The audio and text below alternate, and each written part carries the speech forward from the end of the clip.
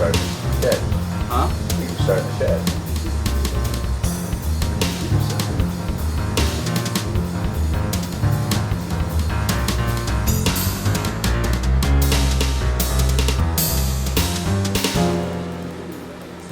Glass algae. The algae on the glass has slowed down a bit. I'm sure you've probably seen a little bit more of the califers, but I'm seeing that. Welcome back to another episode of LA Fishguys. We're back at the big 500-gallon aquarium at Scott's place. We're cleaning the outside with the aquarium cleaning magnets. These big jumbo magnets, believe me, are a lifesaver.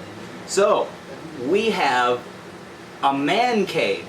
It's outside, and we're going to show you all the stuff that he's moved into it.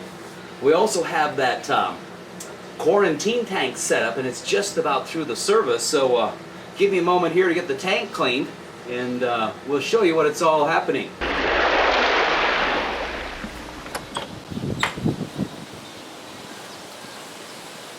welcome to episode 10. Things have changed a bit.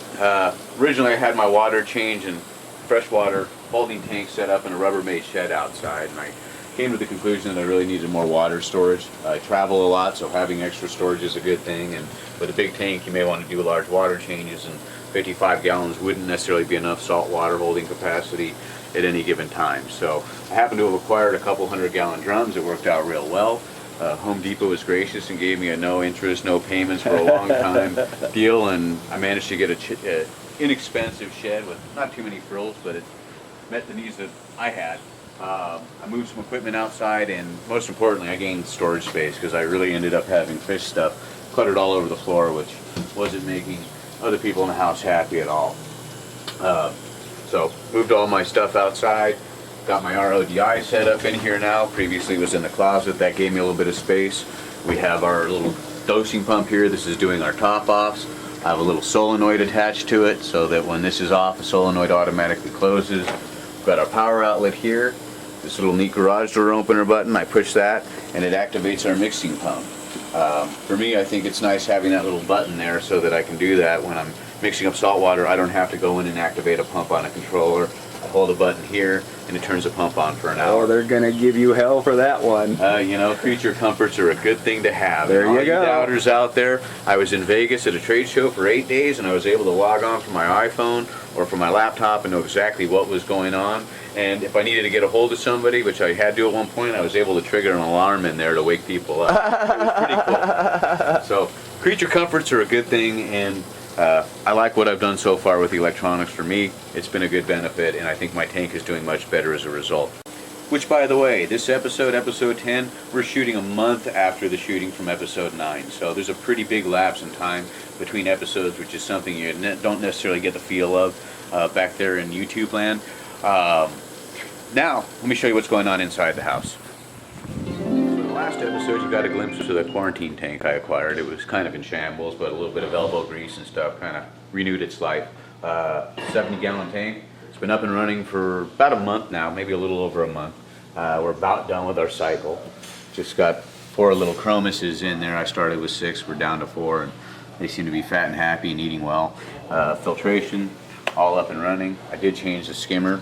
Not that the other skimmer was bad, but I made a change there. I also went with an in-sump pump instead of the power-hungry Iwaki. It's nice and quiet. It's working real well.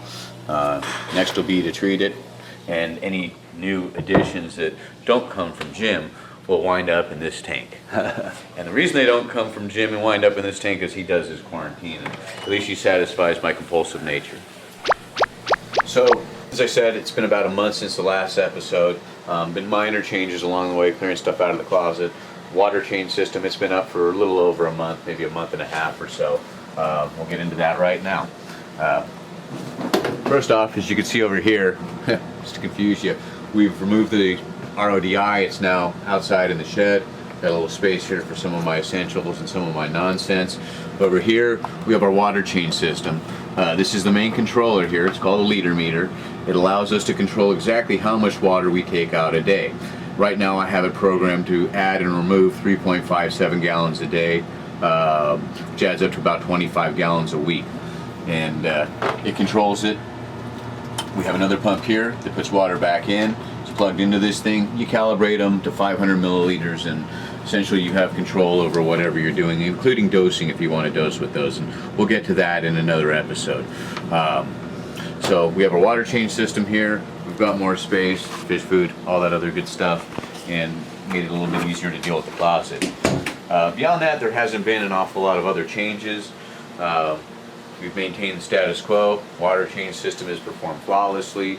All my electronics have been behaving very nice, and it's afforded me a little bit more freedom and a little bit more control, and allowed me to be a little bit lazier because some of the things I take for granted having to do, or hate having to do, I should say. Cleaning are now algae. for me. Yeah, well, that's what Jim's for, but at least he doesn't have to lug all that water over here anymore. It's all waiting for him or done for him, so we don't have to deal with big water changes. So as I said, it's been about a month between episodes. Ick is gone. All the fish are happy and healthy, and I think we were left with about a dozen fish after the Ick episode, which is sad, but we're moving forward. There's been new fish added, no signs of Ick. All the fish are happy, healthy, and thriving. Corals are all doing well. Even been a couple small coral additions since which you've seen in the last video. And as I said, everything seems to be thriving, and I'm very pleased with the direction it's headed. So that's Scott's big 500-gallon aquarium.